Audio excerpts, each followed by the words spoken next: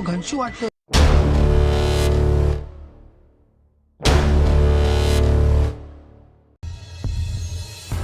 Halo pecinta movie, selamat datang kembali di channel Gamma. Di video kali ini, saya akan kembali merangkum sebuah alur film India. Dan film kali ini berjudul The Stoneman Murders. Film India berbahasa Hindi yang dirilis pada tahun 2009. Di mana film ini diambil berdasarkan kisah nyata pembunuhan berantai yang terjadi pada tahun 1980-an di kota Bombay yang menggemparkan India. Siapa pelakunya dan apa motif di balik pembunuhan tersebut? Selamat menonton.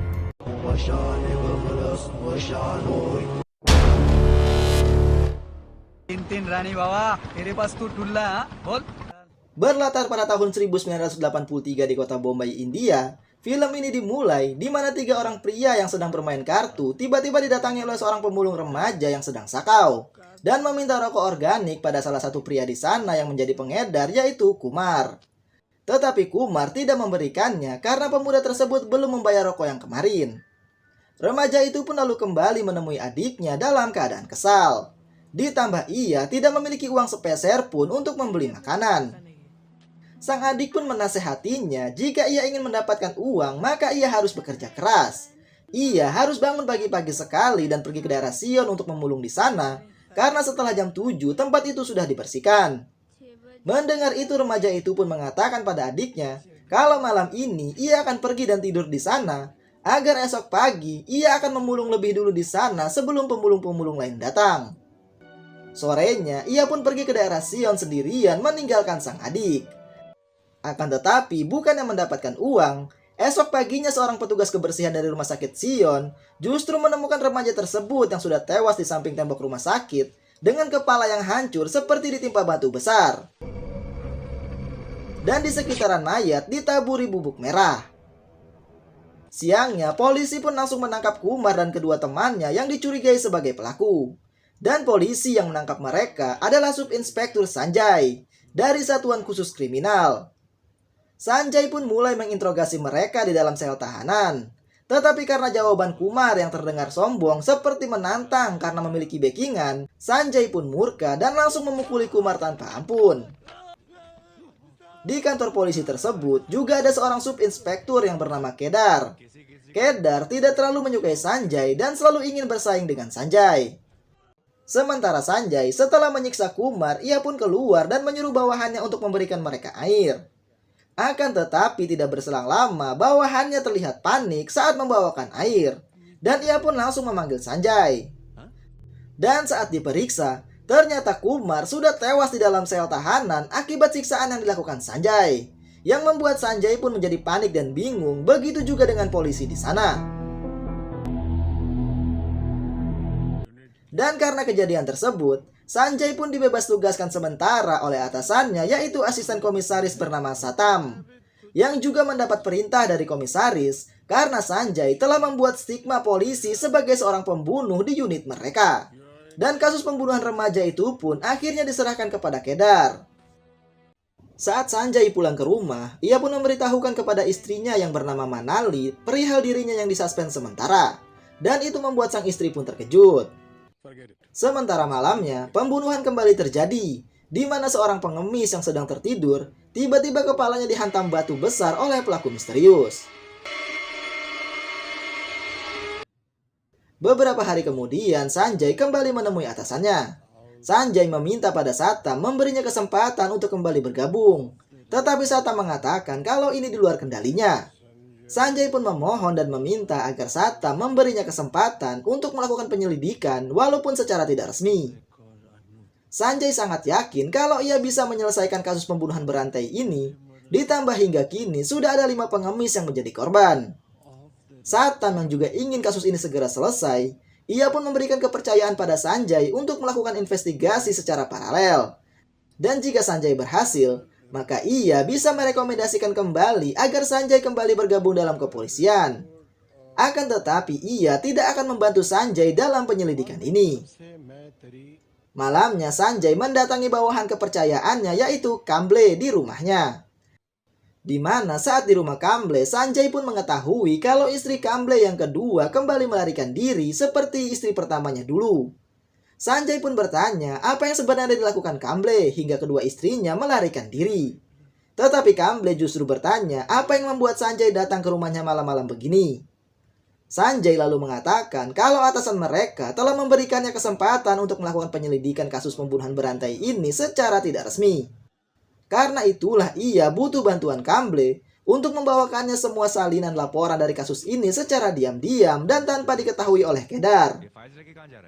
Esoknya Sanjay pun mendapatkan semua salinan laporan dari Kamble, lalu ia pun pergi ke kantor rahasianya, yaitu di sebuah rumah kontrakan untuk memeriksa semua file tersebut.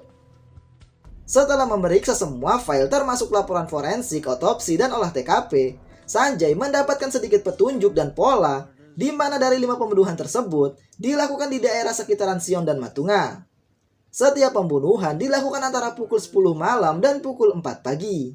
Dan satu lagi petunjuk yang tidak diperhatikan oleh penyidik, yaitu semua pembunuhan dilakukan pada hari Selasa atau Sabtu. Sanjay pun memberitahukan penemuan itu kepada Satam. Sanjay berasumsi jika pola ini benar, kemungkinan pelaku akan kembali melakukan pembunuhan pada hari Selasa malam nanti. Setelah dari menemui Satam, Sanjay lalu pergi menemui informannya, yaitu seorang pengemis bernama Gansu. Sanjay pun bertanya apakah Gansu mengetahui tentang kabar pembunuhan berantai yang beredar di kota. Gansu mengatakan jika ia tahu tentang beberapa pengemis yang dibunuh, di mana kepalanya dihancurkan menggunakan batu besar. Gansu dan para pengemis di kota menyebut pelaku dengan sebutan Stoneman. Lalu Sanjay bertanya apakah Gansu tahu siapa pelakunya. Gansu mengatakan kalau ia dan juga para pengemis di sini mencurigai seorang pria sebagai pelakunya, dan pria tersebut bernama Razak. Gansu tidak tahu di mana Razak tinggal, tetapi Razak adalah seorang supir taksi dan hanya beroperasi pada malam hari. Ia hanya mengitari daerah ini sepanjang malam, yang membuat Gansu dan pengemis lain ketakutan melihatnya. Dan Gansu pun memberitahukan jika Razak selalu mendatangi sebuah bar di kota pada tengah malam. Setelah mengetahui itu, Sanjay kemudian kembali menemui Kamble. Sanjay mengatakan kalau ia mendapatkan petunjuk tentang pelaku. Sanjay lalu mengajak Kamble untuk ikut dengannya ke sebuah bar untuk mencari informasi. Saat tiba di bar, Sanjay dan Kamble pun langsung menanyakan tentang Razak kepada pelayan bar. Tetapi pelayan bar mengatakan kalau sudah beberapa hari ini Razak tidak pernah datang ke bar. Karena tidak mendapatkan hasil apapun, mereka pun lalu kembali pulang. Akan tetapi esok paginya, Sanjay dikejutkan dengan telepon dari atasannya yang mengatakan kalau pembunuhan kembali terjadi. Dan ternyata pengemis yang menjadi korban kali ini adalah Gansu, informan Sanjay, yang dibunuh dengan cara dan pola yang sama. Saat Sanjay tiba di lokasi, ia hanya memperhatikannya dari jauh dan melihat informannya yang sudah tewas. Di lokasi, polisi pun menemukan putung rokok di dekat korban, lalu mereka membawanya untuk diperiksa. Malamnya, Sanjay berhasil menemukan supir taksi yang ia cari, yaitu Razak. Sanjay pun menaiki taksinya. Namun karena tidak ada bukti dan penyelidikannya tidak resmi, Sanjay hanya pura-pura mengajaknya berbicara untuk menggali informasi. Tetapi Razak hanya diam dan tidak berbicara sepatah kata pun, dan justru terlihat ketakutan di wajahnya. Lalu saat Sanjay memintanya berhenti dan turun untuk membeli rokok, Razak justru langsung pergi dengan taksinya meninggalkan Sanjay. Tetapi itu justru membuat Sanjay yakin jika Razaklah pelakunya. Ditambah esoknya Sanjay mendapat informasi dari Kamble jika Razak adalah mantan napi. Dan karena sering disiksa saat di penjara, membuat mentalnya terganggu. Setelah mendapat lokasi Razak, Sanjay langsung pergi untuk menangkapnya. Akan tetapi ternyata Razak sudah lebih dulu melarikan diri dari rumahnya. Dan di sana Sanjay hanya menemukan map yang berisikan potongan-potongan koran tentang pembunuhan ini. Sanjay kemudian menemui atasannya dan memberitahukan jika Razak yang ia curigai menghilang. Dan atasannya pun menyuruhnya untuk terus melanjutkan penyelidikan.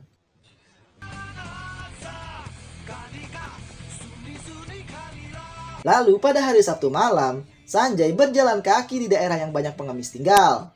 Dan di sana, ia pun bertemu dengan seorang remaja yang sedang menjaga pengemis-pengemis lain yang tertidur. Pemuda itu pun terlihat ketakutan karena mengira jika Sanjay adalah Stoneman. Namun Sanjay memberitahukannya kalau dia adalah polisi. Saat Sanjay pergi meninggalkannya, remaja itu pun lalu pergi untuk buang air.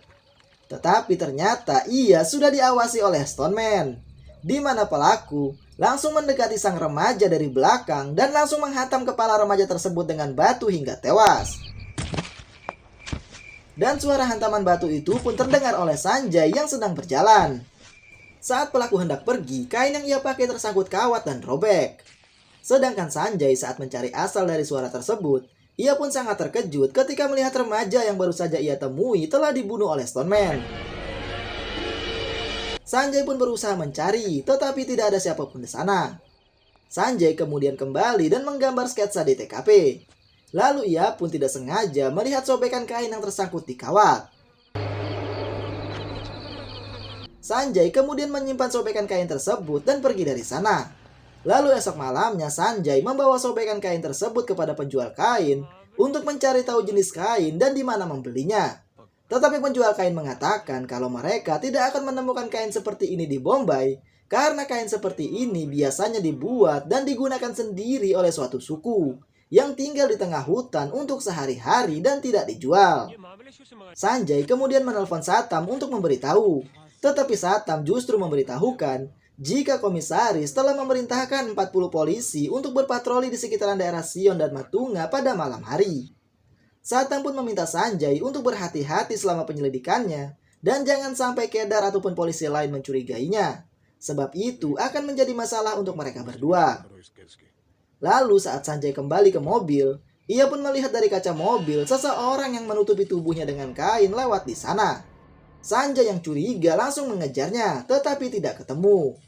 Sedangkan polisi yang berjaga di daerah tersebut termasuk Kedar sedang sibuk dengan urusan mereka masing-masing.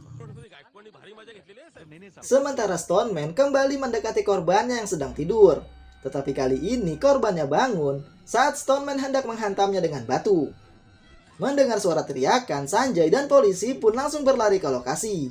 Tetapi Kedar dan polisi sampai lebih dulu, yang membuat Sanjay hanya mengintip dari balik tembok. Dan ternyata, Stoneman juga bersembunyi tepat di belakang Sanjay. Namun karena melihat Kedar yang sedang memeriksa lokasi, Sanjay pun langsung pergi dari sana. Esoknya saat Satam menemui korban yang selamat, korban tidak bisa mengidentifikasi pelaku. Dan ia yang masih trauma dan takut mengatakan kalau yang menyerangnya adalah hantu. Dan itu membuat Satam merasa sangat frustasi dengan kasus ini karena belum bisa menangkap pelakunya. Sementara di rumah, Sanjay yang juga frustasi dengan kasus ini, ia pun lalu pergi ke kantor rahasianya. Akan tetapi saat ia masuk, Sanjay pun sangat terkejut karena di ruangan tersebut dipenuhi dengan bubuk merah dan juga ada batu besar seperti yang biasa digunakan Stoneman untuk membunuh juga ditaruh di sana dengan ditaburi bubuk merah seperti yang terlihat di TKP-TKP korban. Sanjay yang panik dan merasa jika Stoneman sudah tahu kalau Sanjay menyelidikinya dan kini Stoneman mulai menerornya, Sanjay pun langsung pulang ke rumah dan meminta Manali untuk bersiap-siap karena ia akan mengantarkan Manali esok pagi ke rumah orang tuanya. Manali yang bingung bertanya mengapa. Tetapi Sanjay hanya mengatakan kalau hidup Manali dalam bahaya. Sanjay lalu pergi ke stasiun kereta untuk membeli tiket. Tetapi di sana, ia justru melihat Stoneman yang baru turun dari kereta. Sanjay pun langsung mengejar dan mencarinya. Sementara polisi yang berjaga di stasiun melihat Sanjay berlari di sana, ia pun melaporkannya pada Kedar. Sanjay terus mencari di setiap lorong stasiun. Akan tetapi ia justru menemukan seorang pengemis yang telah menjadi korban Stoneman dalam kondisi sekarat di sana. Dan itu membuat Sanjay pun sangat marah. Sanjay berusaha menolong. Namun Stoneman tiba-tiba muncul dari belakang dan langsung memukul kepala Sanjay dengan pipa besi yang membuat Sanjay pun menjadi sempoyongan. Namun Sanjay berhasil merebut pipa besi tersebut dari Stoneman dan berusaha menyerang. Saat Stoneman hendak kabur dari sana, Sanjay pun terkejut melihat sepatu yang dipakai pelaku. Sanjay lalu melempar pipa besi tersebut dan mengenai kepala pelaku yang membuatnya jatuh pingsan. Tetapi saat Sanjay ingin mendekatinya, Sanjay justru melihat korban Stoneman yang masih dalam kondisi sekarat. Dan itu membuat Sanjay memilih untuk lebih dulu menolong korban tersebut sebelum menangkap Stoneman. Sanjay lalu mengencangkan perut korban dengan ikat pinggang miliknya. Kemudian ia mencabut pisau yang masih tertancap di dada korban. Akan tetapi ketika pisaunya dicabut, korban justru meninggal. Dan di waktu yang sama, Kedar bersama bawahannya tiba di sana dan melihat Sanjay yang sedang memegang pisau. Karena tidak ingin Kedar salah paham, Sanjay memberitahukan jika pelakunya ada di lorong sebelah dan ia hanya ingin membantu korban Stoneman. Sanjay lalu menunjukkan ke arah Stoneman. Akan tetapi ia justru melihat Stoneman yang melarikan diri dari sana dan ia pun langsung mengejarnya. Tetapi itu justru membuat Kedar dan polisi berpikir kalau Sanjay ingin melarikan diri. Kejar-kejaran pun terjadi, di mana Sanjay mengejar Stoneman, sementara Kedar dan polisi mengejar Sanjay. Namun Stoneman berhasil lolos dari kejaran Sanjay, sedangkan Sanjay ketika berlari, ia pun ditembak di bagian kaki oleh anak buah Kedar. Tetapi Sanjay berhasil pergi dari sana dengan melompat ke dalam kereta yang baru berangkat dari stasiun. Sanjay dengan kaki yang tertembak berhasil pulang ke rumah, yang membuat Manali yang sedang bersiap-siap sangat terkejut.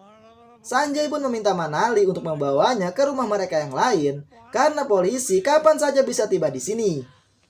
Sanjay bersama Manali untuk malam ini bersembunyi di rumah tersebut dan mengobati luka tembakan di kaki Sanjay. Kemudian Sanjay meminta Manali untuk pulang esok pagi dan tinggal di rumah orang tuanya untuk sementara waktu tanpa dirinya, karena ia masih ada urusan yang belum diselesaikan di sini. Esok paginya Sanjay yang sudah mendapatkan titik terang dari motif pelaku, ia pun lalu pergi ke sebuah perpustakaan untuk memastikan teorinya. Di mana di sana Sanjay membaca buku tentang agama suku India.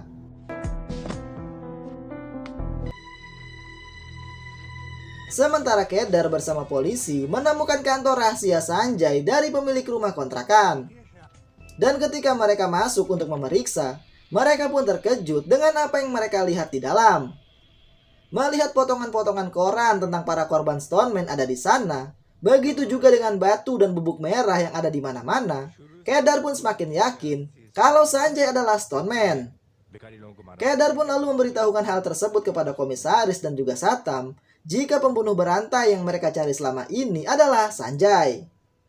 Ia memiliki bukti kuat tentang itu. Bahkan ia bersama bawahannya melihat Sanjay membunuh korbannya ketika di stasiun kereta. Tetapi Sanjay berhasil melarikan diri dari mereka. Kedar lalu menunjukkan putung rokok yang mereka temukan di TKP Gansu, di mana ada sidik jari Sanjay di putung rokok tersebut. Sementara Sanjay, yang akhirnya menemukan motif dari semua pembunuhan ini setelah memastikan teorinya dari buku yang ia baca, ia pun mencoba menghubungi Satam untuk memberitahukannya.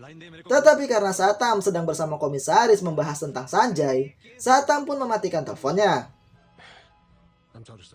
Kedar pun melanjutkan dan berasumsi jika Sanjay sangat mencintai pekerjaannya, dan itulah yang menjadi masalah dari semua ini. Karena setelah ia disuspend, Sanjay mengalami trauma mental yang membuatnya melakukan semua pembunuhan ini. Malamnya Sanjay kembali menghubungi Satam untuk memberitahukan petunjuk yang ia dapatkan. Namun Satam memberitahukan jika Kedar sangat yakin kalau Sanjay adalah Stoneman, yang membuat komisaris mengeluarkan perintah untuk menangkapnya dan orang-orang yang terlibat. Satam pun memerintahkan agar Sanjay segera meninggalkan kota untuk saat ini. Tetapi Sanjay mengatakan kalau pelaku sebenarnya masih bebas, dan malam ini ia akan kembali mencari korbannya yang terakhir. Setelah itu ia akan berhenti, dan mereka tidak akan memiliki kesempatan lagi untuk menangkapnya.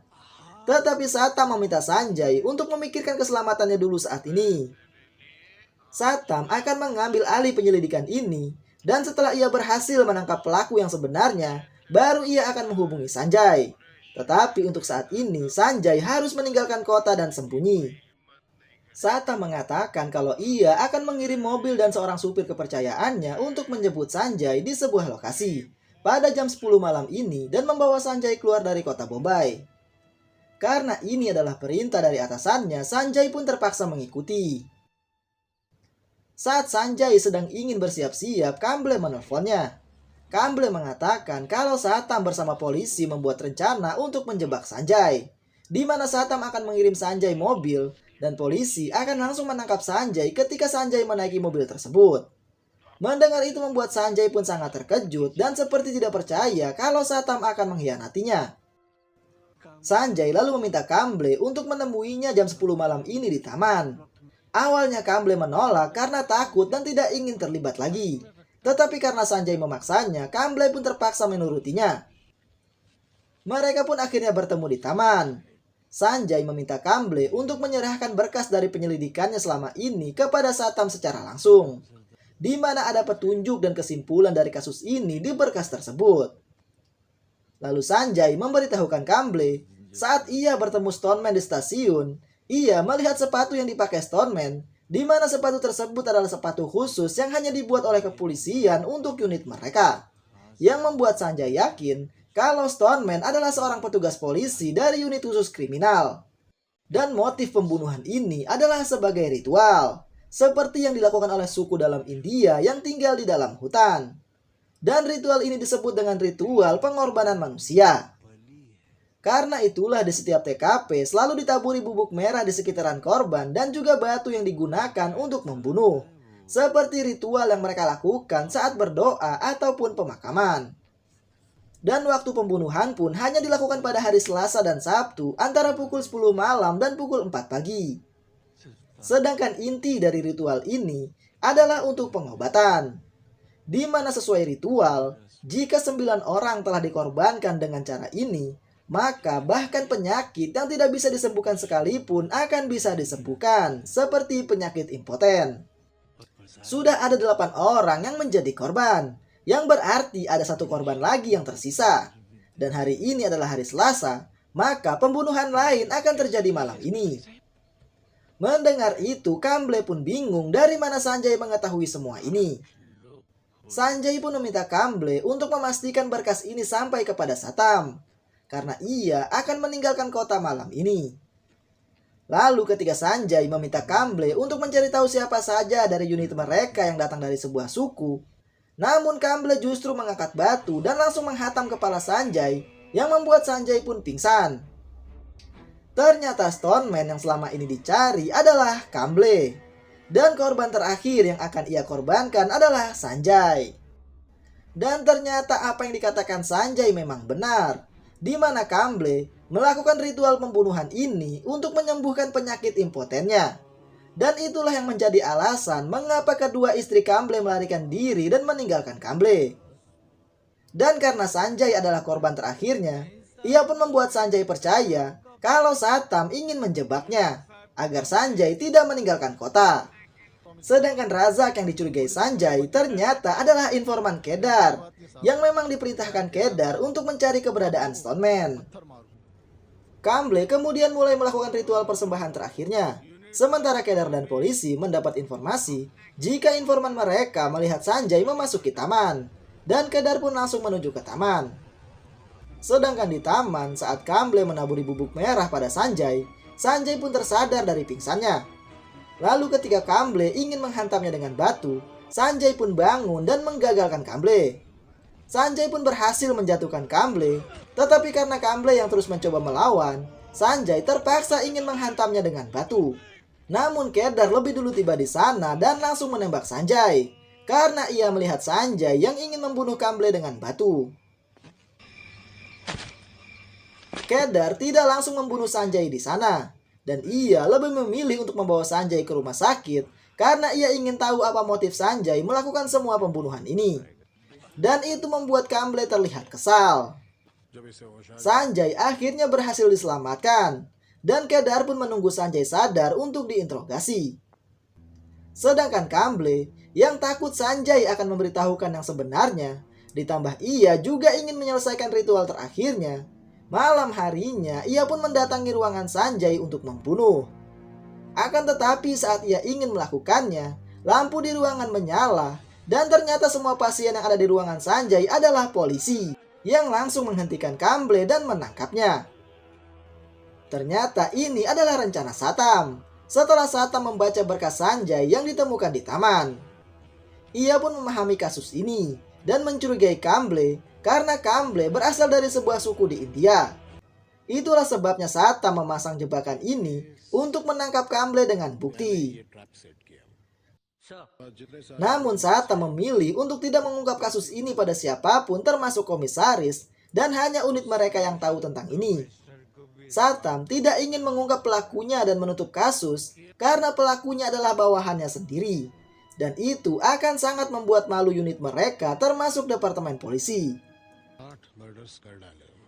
Setelah berhasil memecahkan kasus ini, Satam justru meminta maaf pada Sanjay karena ia tidak bisa membawa kembali Sanjay untuk bergabung di kepolisian demi menutupi kasus ini dari publik dan juga departemen polisi.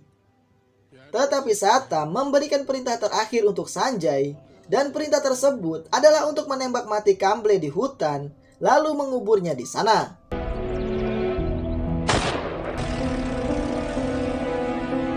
Dan film pun selesai.